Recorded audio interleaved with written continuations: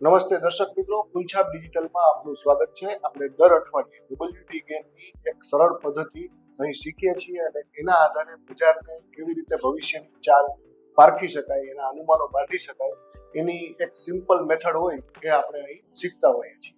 અત્યારે મેં એક મેથડના આધારે ટાઈમ સાયકલ ડ્રો કરેલી છે. એ એટલા માટે એડવાન્સમાં ડ્રો કરીને રાખી છે કે જ્યારે આ પદ્ધતિ શીખવાડું અથવા તો કે સમજાવું તો ત્યારે વચ્ચે આમાં ડિસ્ટર્બન્સ ન આવે અને આપણો વિડીયો શોર્ટ અને ક્રિસ્પ રહે. હવે WT ગેમ એવું કહે છે કે સમય અને ભાવ બંને એક બિંદુ ઉપર આવીને મળે છે, ત્યાર પછી બજારની દિશા નક્કી થાય છે. બજારમાં ત્યાંથી રિવર્સલ પણ આવી શકે છે અથવા તો બજાર ત્યાં એક પોઝ લે, ત્યાં સાઇડવેઝ થાય અને પછી બ્રેકઆઉટ આપે, એવું બની શકે છે. તો આ ટાઈમ અને ભાવ એ ક્યારે ભેગા છે, હવે એના માટે કોઈ ચોક્કસ રીત WT ગેને પણ પોતાના પુસ્તકમાં સ્પષ્ટ કરેલી નથી, પણ એણે જે કાંઈ પણ ફોર્મ્યુલા આપેલ છે એના આધારે એક જે મેથડ ડિરાઈવ થયેલી છે એની આપણે અહીં આજે વાત કરીએ, જેમાં આપણે એક રેન્જ એટલે કે એક ટોપ અને એક બોટમ, આ બે ભાવ વચ્ચેનો ડિફરન્સ અને એ ડિફરન્સમાંથી સમય ઉપર શું અસર થઈ શકે એની આજે વાત કરવી છે. તો આ જે ટાઈમ સાયકલ ડ્રો કરેલી છે એ ટાઈમ સાયકલ આ બોટમ અને આ ટોપના આધારે નક્કી થયેલી છે. આ બોટમ 4 માર્ચ એટલે કે 4 માર્ચનો 22:82 4 માર્ચ 2025 22:82 નો આ બોટમ બનેલો અને ત્યાંથી આ ટોપ 25 માર્ચ 2025 ના રોજ 23,668, એટલે કે 4 માર્ચથી બજારમાં જે તેજી આવી એ 25 માર્ચ સુધી ચાલેલી અને એની વચ્ચે બજારે 22,082 થી 23,668 સુધીની તેજી બતાવે. તો આ પદ્ધતિમાં આપણે કાંઈ નથી કરવાનું. આપણે જે ટોપ અને બોટમ છે એ બે વચ્ચેનો જે ગાળો છે એટલે કે પોઈન્ટનો જે ડિફરન્સ છે એ ડિફરન્સ આપણે કાઢવાનો છે. સાવ સિમ્પલ વાત કરીએ તો બાદબાકી કરવાની છે. જે ટોપ બન્યો છે અને જે બોટમ બન્યો છે એની બાદબાકી કરવાની છે. તો 23,068 માંથી 22,082 બાદ કરતા 1,586 પોઈન્ટ થાય છે.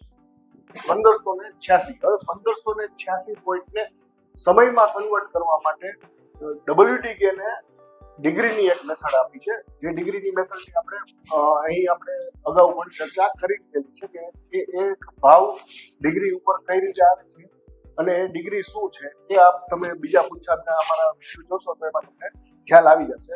પણ અહીં આપણે જે વાત કરવાની છે કે આ 1,500 પોઈન્ટની જે રેન્જ છે તો એ રેન્જને સમયમાં કન્વર્ટ કરવા માટે આપણે સ્ક્વેર રૂટની મેથડ અપનાવશું. કોઈ પણ ભાવ એનું વર્ગમૂળ કાઢતા જે આપણને અંક મળે છે એ અંક ક્યાંક ને ક્યાંક સમયને પણ રિફ્લેક્ટ કરે છે. આવી ધારણા સાથે WT ગેને આ થિયરી આપેલી છે. તો આ બે પોઈન્ટ વચ્ચે એટલે કે 23,668 અને 22,082 એની બાદબાકી કરતા 1,586 આવે એનું વર્ગમૂળ કાઢીએ એટલે 39 એની નજીકનો એક આંકડો આવે. એટલે આપણે અહીં આ 39 દિવસની અંતરે એક લાઈન ઊભી ડ્રો કરેલી છે. એ બધી તારીખો આપણા માટે ઇમ્પોર્ટન્ટ થાય છે. વાત એમ છે કે આ દિવસ પછી બજાર શું કરે છે એ દિશામાં બજાર જવાનો પ્રયત્ન કરશે એવી ધારણા આપણે રાખવાની છે. હવે આ ચાર્ટ તો અત્યારે જે હિસ્ટોરિકલ ચાર્ટ છે એમાં આપણે પ્લોટ કરીને એટલા માટે બતાવ્યું છે કે આ ટાઈમ સાયકલે અસર શું કરી છે. બાકી જ્યારે આપણે કોઈ એક ટોપ અને બોટમ ગણીને ભવિષ્યની 39 દિવસની લાઈન આપણે પ્લોટ કરીશું તો આગળના સમયમાં શું થયું, શું થવાનું છે એ આપણને ખ્યાલ હોવાનો નથી. પણ ભૂતકાળ આપણે તપાસીશું ત્યારે આપણને ખ્યાલ આવશે કે બજારે આ 39 દિવસની ટાઈમ સાયકલ ઉપર શું કર્યું છે.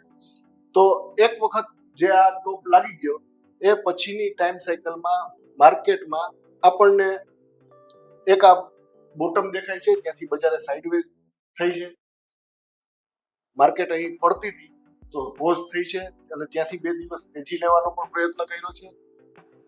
આ ટાઈમ સાયકલ ઉપર આગળ એક વખત ટોપની નજીક છીએ, અહીં બોટમની નજીક છે, આ ઓલમોસ્ટ ટોપ છે. અહીં આ ટાઈમ સાયકલની કોઈ ઇફેક્ટ દેખાણી નથી.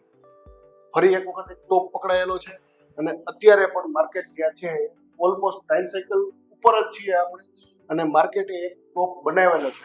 હવે માર્કેટ જ્યાં સુધી આ દિવસનો આ રેન્જ બ્રેકડાઉન કે બ્રેકઆઉટ નહીં કરે ત્યાં સુધી બજાર એ દિશામાં આગળ વધી શકશે નહીં, એવી ધારણા આપણે રાખીને આ પદ્ધતિનો ઉપયોગ કરવાનો છે. તો મિત્રો આ ખૂબ જ સરળ પદ્ધતિ છે. કોઈ પણ એક ટોપ લેવાનો, કોઈ પણ એક બોટમ લેવાનો, એ બંને વચ્ચે એ બંને ભાવની આપણે બાદબાકી કરીશું. એ બાદબાકી કરતા જે આંકડો આવે છે એનું વર્ગમૂળ લેવાનું છે અને એ વર્ગમૂળ જે આપણે છેલ્લો ટોપ અને બોટમ લીધો હોય ત્યાંથી આ કેટલા દિવસ ગણતું જવાનું છે અને એ તારીખ ઉપર આપણે એક ઊભી લાઈન પ્લોટ કરી દેવાની છે. એ તારીખ આપણા માટે ઇમ્પોર્ટન્ટ રહેશે એવું ધારીને બજારમાં આગળ કામ કરવાનું હોય છે.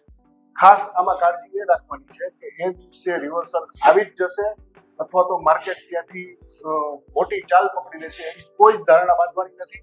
આને પ્રેશર ડે તરીકે WD ને ગણાવેલા છે, પણ પ્રેશર ડે ને કઈ રીતે તમારે મૂલવવા એના માટે હંમેશા એ ધ્યાન રાખવાનું કે કોઈ પણ પ્રેશર ડે આવતો હોય ત્યારે એ દિવસે જે રેન્જ બને એટલે કે જે ટોપ બને અને જે બોટમ બને એ રેન્જની માર્કેટ કઈ બાજુ તોડે છે એને ધ્યાને રાખીને આગળ બજાર કામ કરશે એવી ધારણા બાંધવાની છે. મિત્રો આપણે આવી જ કોઈ WD કે એકદમ સિમ્પલ મેથડ હોય શીખવા માટે આવતા અઠવાડિયે ફરીથી મળશું. ત્યાં સુધી તમે ગુલછાપ ડિજિટલ ઇન્સ્ટાગ્રામ, યુટ્યુબ અને ફેસબુક ઉપર ચેનલ છે એને લાઈક, શેર અને સબસ્ક્રાઈબ કરતા રહેજો. તમારા વિડીયોને જે તમે ખૂબ જ સારો પ્રતિસાદ આપો છો એ આપતા આભાર.